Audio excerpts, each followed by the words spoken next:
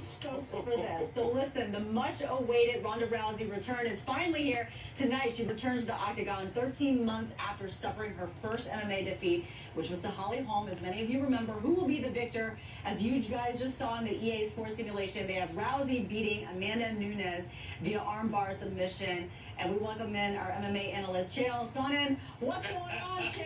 Happy New Year, everybody. Chael, how do you see this playing out? I have so many thoughts on this. Look, there's more questions than there are answers. Ronda Rousey, contrary to popular belief, does not need to be better tonight than she was the night she lost her championship. When she lost to Holly Holm, she had matchup problems. Stylistically, that was a nightmare. It was also a bit of a bad night for her. She had some jet lag. She was in a different country. If Ronda can be as good as she was the night she lost, with this matchup against Amanda, she should leave with the championship. But here's the question, guys. Can you stay as good or get better at something by not doing it? As a person coming off of retirement, I can tell you firsthand, no. There is such a thing as ring rest. There is such a thing as slowing down. I think it's going to affect Ronda. The question is how much. You and I were together when she lost in Australia 13 months ago, right here in the next building over. And we were shocked, but you weren't.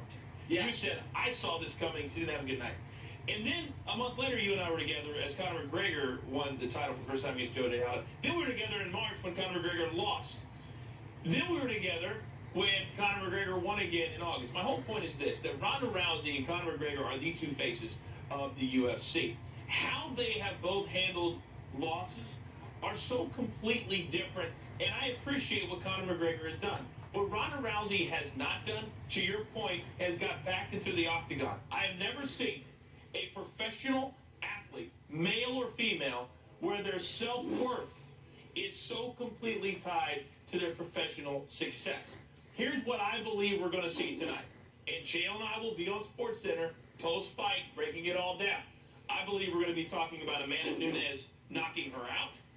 I believe we're going to be talking about Ronda Rousey retiring immediately after the fight.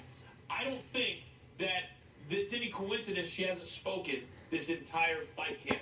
Dana White has been making excuses for her, covering for her, and I don't think she wanted to fight in the first place. But I believe she couldn't have walked away coming off that loss and needed to get back in one more time. You think she's done? I think she's done. And what do you think happens tonight, Chael? That's very hard to disagree with what Coach just said. That's a very fair analysis. Look, the problem with Ronda, the question is psychological, and she's the one that put that question in her mind. She talked about some very dark things, and she did mark out for her own gimmick. I had no idea she's a personal friend. I had no idea she was so attached to her career, what the media said about her. Let me ask you a question.